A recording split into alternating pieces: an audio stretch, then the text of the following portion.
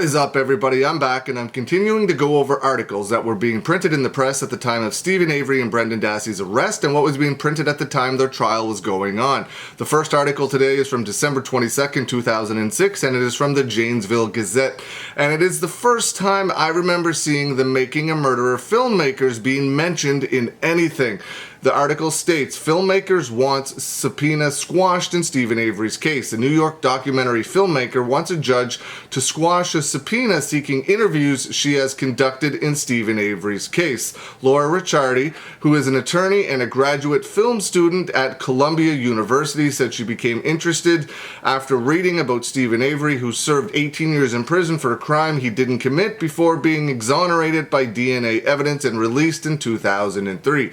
Special prosecutor Ken Kratz issued a subpoena for the work, but Ricciardi and Robert Dvorak, the Milwaukee attorney who filed the motion to squash it, contends the subpoena is a fishing expedition. They contend she has journalistic privilege and is protected under 3 amendments to the U.S. Constitution, 2 sections of the state constitution, and case law. The interests of Ricciardi as a journalist and the interest of society in ensuring the free flow of ideas outweighs the needs articulated by the state for the items sought. According to the filmmaker, the 239 DVDs she has compiled run a total of 255 hours, and for a film using the Avery case to examine changes in Wisconsin's justice system over 25 years.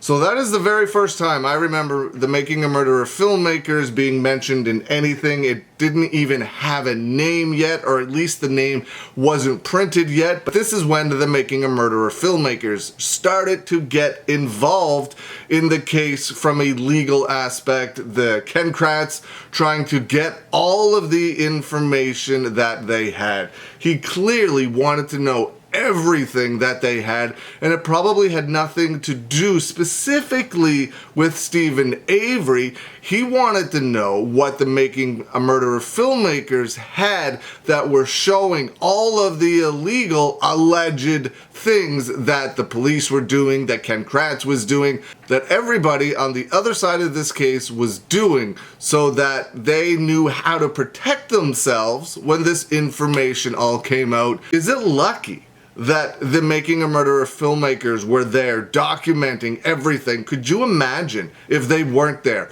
All of this would have just been swept under the rug and nobody would know anything. Steven Avery and Brendan Dassey would have just been left in a prison to rot if it wasn't for the Making a Murderer filmmakers. This next article is from December 23rd, 2006, and it is from the Janesville Gazette. It states that more than 200 called as witnesses in Steven Avery's trial. Attorneys for Steven Avery's case have filed paperwork to question more than 200 people during his 6-week trial, which will begin in February. Steven Avery's attorney, Dean Strang, filed his witness list on Friday, naming 102 witnesses. They include Steven Avery's parents, Dolores and Alan Avery, Brendan Dassey, Steven Avery's girlfriend, Manitowoc and Calumet County Sheriff Department employees, and officials from the Wisconsin State Crime Lab. Special Prosecutor Ken Kratz also filed his list of 130 witnesses Wednesday for Steven Avery's trial, which also includes Dassey. His list includes officials from Auto Trader, the State Department of Criminal Investigation, the FBI, an anthropologist, and 2 prison inmates.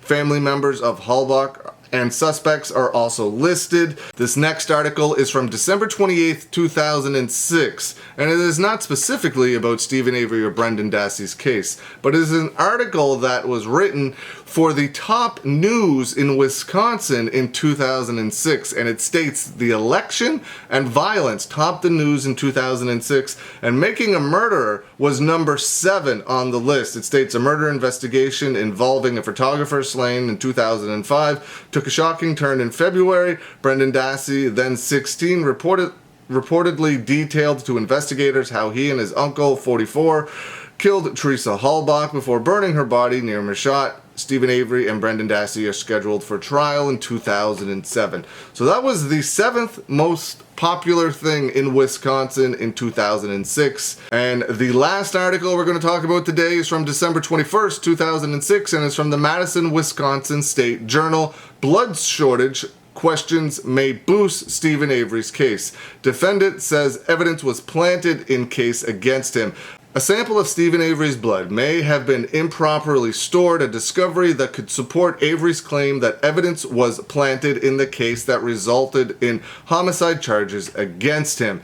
Avery's defense attorney, Jerome Buting, told a judge Wednesday he found a vial of Stephen Avery's blood left over from a 1985 case in which Avery was convicted. He spent 18 years in prison before being exonerated by DNA evidence in 2003. Jerry Buting stated the vial had been stored unsealed in an unsealed foam container in an unsealed box. Now, you probably all remember seeing this during the first season of Making a Murderer. The discovery could support Avery's contention that blood spots found in Hallbach's vehicle last year were planted by someone who had access to his blood sample. Buting and lead defense attorney Dean Strang on Wednesday asked Manitowoc County Judge Patrick Willis to hold the blood as evidence and ensure the vial be reopened only with defense attorneys present. The big one for me in that, I mean, of course, that blood news is huge, but it was the filmmakers of Making a Murderer being mentioned in the press for the first time during this case, and Ken Kratz wanting all of the information that they had, and in my opinion that was because he wanted to know what they had that showed everything that they were allegedly doing to Stephen Avery and Brendan Dassey. He wanted to know everything they found out about what they were doing. Let me know what you think. Leave some comments below. I hope you're having a good day, and I will see you again soon.